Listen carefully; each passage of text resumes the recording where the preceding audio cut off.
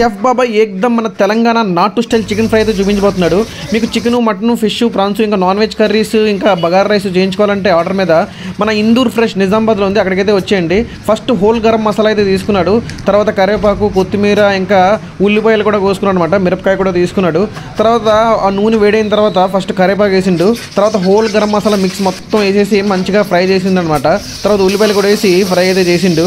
తర్వాత పసుపు, ఇంకా మన అల్లం వెల్లుల్లి ముద్ద వేసి కొంచెం ఫ్రై అయిన తర్వాత చికెన్ కూడా వేసేసాడు అనమాట.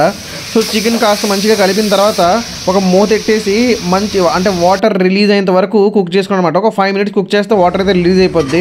సో చూసారు కదా, వాటర్ అయితే రిలీజ్ అయినట్టు కనిపిస్తుంది.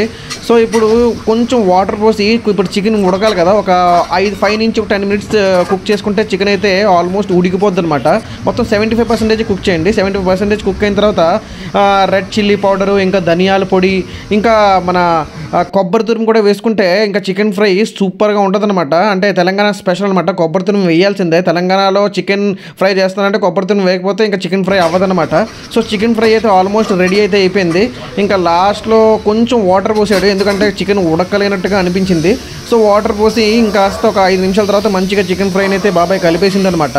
సో ఇంకేముంది, ఇంకా లాస్ట్లో కొత్తిమీర జల్లగా ఉందన్నమాట. ఎప్పుడు కొత్తిమీర జల్లుతానని చూస్తున్నాను. సో ఓకే, కొత్తిమీర జల్లే టైం కూడా వచ్చేసింది. ఇంకా బాబాయ్ కొత్తిమీర కూడా జల్లేసిండు.